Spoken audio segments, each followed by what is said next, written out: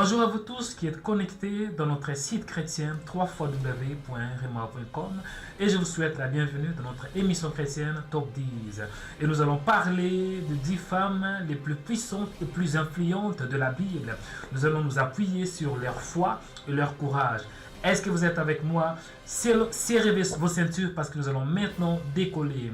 Nous allons commencer à partir de 10e place. À la 10e place, il s'agit de qui? La prophétesse Hulda, prophétesse au temps de Josia, à qui Josia demanda un avis autorisé sur les livres de la loi trouvés par Hilkija. Elle prophétisa sur les malheurs à venir sur Juda et sur ses habitants, selon toutes les paroles du livre qu'a lu le roi Josia. C'est une histoire qui est vraie, une histoire qui est tirée dans le livre des 2 rois à partir du chapitre 22, au premier verset jusqu'au 20e verset. Je vous recommande à lire attentivement cette histoire qui est vraiment inspirée dans la Bible. Et au 9e place, il s'agit de la prophétesse Déborah. Déborah, femme de Lapido, rendue la justice, arbitra entre les clans, transmit l'ordre de Yahweh et se conduisit ensuite en parfaite femme de guerre. Elle était juge pendant 40 ans en Israël, c'est-à-dire chef politique et prophétesse en même temps. Waouh! Elle dirigeait déjà Israël avant d'emmener ses troupes à la victoire éclatante avec Barak qui refusa d'assumer la direction. La prophétesse Déborah. Et maintenant au 8e place, il s'agit de qui? Esther, la reine de Perse. Wow!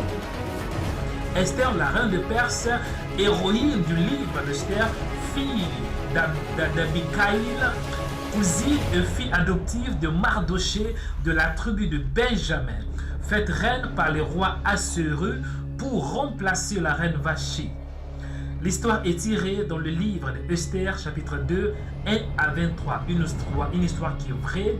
Je vous demande vraiment de lire attentivement cette histoire qui est vraiment vraie. Et nous allons maintenant aller au 7e place. Il s'agit de qui? La veuve de Sarepta. La veuve de Sarepta était une femme exemplaire de la région de Sidon. Elle nourrit les prophètes Élie par l'ordre de Dieu pendant qu'il y avait la famine et obtint plus tard la résurrection de son fils.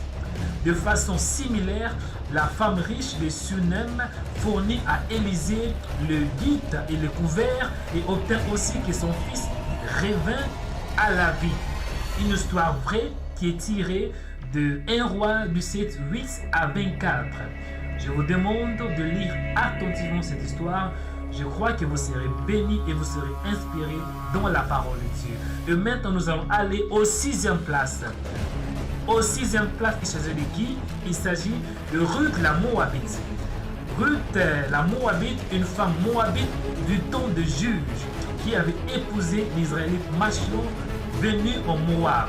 L'histoire de Ruth la Moabite commence par un exode, celui de la famille de Limelech et de Naomi qui doivent quitter leur ville de Bethléem avec leurs 2 fils, Machlon et Kiljon, à cause d'une famille. L'histoire est tirée de Ruth 1, 22.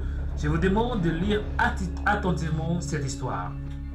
Et nous allons maintenant au 5e place. Au 5e place, il s'agit de qui? Naomi, l'épouse de Limelech,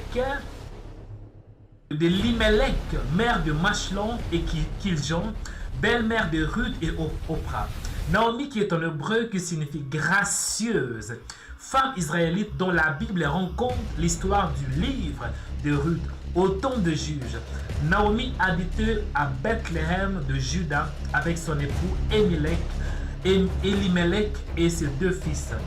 Je vous demande et je vous recommande de lire cette belle histoire qui est tirée dans le livre de Ruth 1, 22. Donc dans le livre de Ruth, chapitre 1, à partir du 22e verset. Et maintenant nous sommes au 4e place. Marie de Magdala. Marie de Magdala, dans les évangiles, est une des disciples de Jésus qui habitait à Magdala. C'était une femme de mauvaise vie, comme appelée une prostituée. Convaincue de son péché par le Saint-Esprit, elle vint à Jésus avec une passe dans la barque remplie de parfums, venir au pied de Jésus, les arroser avec ses larmes et les essuyer enfin.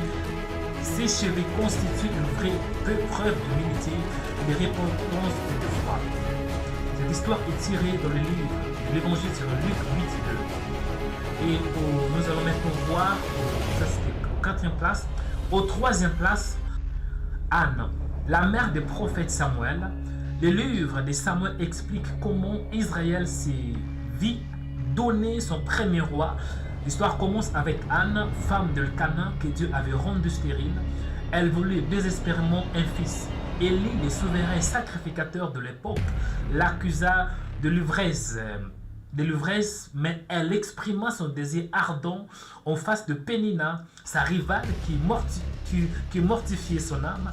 Dieu la bénit et elle enfanta un fils nommé Samuel qui devint un grand juge et prophète en Israël. L'histoire est tirée de 1 Samuel 1:20. Il s'agit de la mère du prophète Samuel qui s'appelait Anne. Et au 2e place, il s'agit de Rahab. Rahab, une prostituée de Jéricho qui aida les espions à s'échapper, sauvée de la destruction de Jéricho. Elle épousa Salmon, un ancêtre de David et de Christ, signalé par sa foi dans les livres de Jacques. Dieu changea la moralité de Rahab malgré ses multiples prostitutions. Elle devint un modèle de la foi jusqu'à reconnut le pouvoir de Dieu. Cette histoire est tirée de Hébreux dans le livre de Hébreux 11:31. Il s'agit de Rahab. Je vous recommande de lire cette histoire attentivement. Et maintenant, nous sommes aux premières places. Aux premières places, il s'agit de qui? Et voilà, Marie, la mère de Jésus. Marie, la mère de Jésus, était une femme décrite par Dieu comme ayant reçu une faveur immense. Selon la Bible, dans le livre de Luc 1:28, l'expression faveur immense est tirée d'un seul mot grec signifiant essentiellement beaucoup de grâce. Marie a reçu la grâce de Dieu, et lorsque nous parlons de la grâce, cela signifie une chose que nous recevons alors que nous ne la méritons pas. Marie avait besoin de la grâce de Dieu tout comme vous et moi. Marie avait vraiment reçu cette grâce de la part de Dieu. L'histoire est tirée dans l'Évangile selon Luc à partir du chapitre 1 à 27. J'espère que vous avez été édifiés et bénis à travers cette émission. Ne manquez pas de laisser votre commentaire. Que Dieu vous bénisse abondamment et à la prochaine. Bye bye.